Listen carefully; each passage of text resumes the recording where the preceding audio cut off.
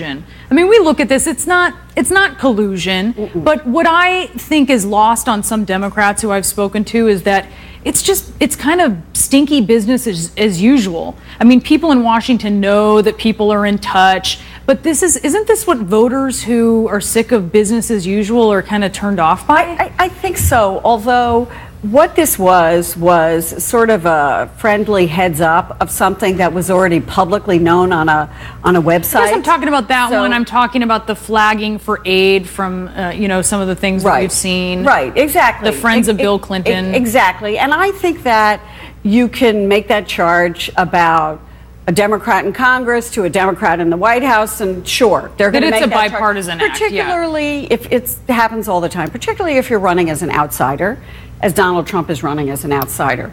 What interests me is the way the Clinton campaign is handling all of these charges, which is deflecting and saying, let's talk about the Russian hack. Right. Let's talk about why we know about this. Let's talk about WikiLeaks and the relationship to the Russians and how the Democrats are being hacked because Vladimir Putin wants Donald Trump elected president. So whenever this issue comes up, it's gonna be sort of an automatic deflection to the Russians. Yeah, and I think for Republicans, they would probably be much more effective in pressing this case if they were organized, right? You have Donald Trump tweeting 3 times about the WikiLeaks and 6 times about how terrible he thinks the establishment of the Republican Party is. So there isn't a real coordinated sort of effort to highlight this. People don't really want to get on and talk about this campaign, partly because they don't want to talk about Trump. Does the campaign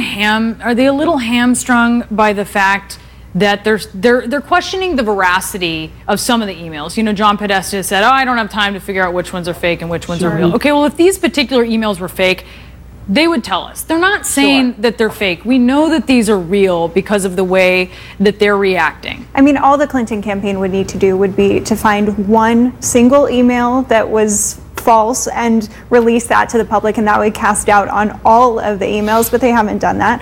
And it would be pretty easy to find one if that was the case.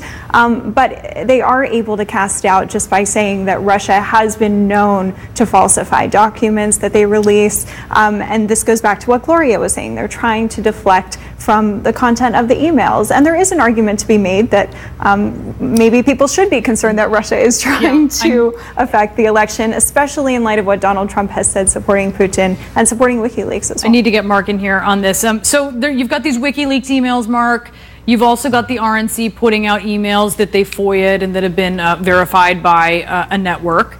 And they show that the Clinton Foundation officials, they gave some special attention to Friends of Bill after the earthquake in Haiti. Now, these were Friends of Bill who were trying to help. So that's sort of, they're like, hey, these people were doing humanitarian work after the Haiti earthquake. But I think it still just speaks to this getting sort of the inside track in her State Department. Right, the level of access given your position of power because you were put there by the people. And that's what Donald Trump has been trying to hit home, that the Clintons have been in office their entire lives. Every paycheck that they've gotten, other than, of course, when they were out of office and giving speeches, has been from the taxpayers. But you're right. I mean, the bottom line is these were folks that were actually trying to help. But it's still, for an American electorate right now that looks at Washington and looks at Congress with a favorability rating of around 12%, okay? And then they look at, Hillary Clinton and Donald Trump, who have both very, very bad favorability ratings. It just goes to show how angry they are at Washington, and something like that. It just doesn't look good. I mean, that's the bottom line, Brianna. It does not look good. Yeah, not when they're fed up with Washington. All right, Mark, thank you so much. Nia, Gloria, Rebecca, thanks to all of you. And coming up, new rumblings about more embarrassing tapes.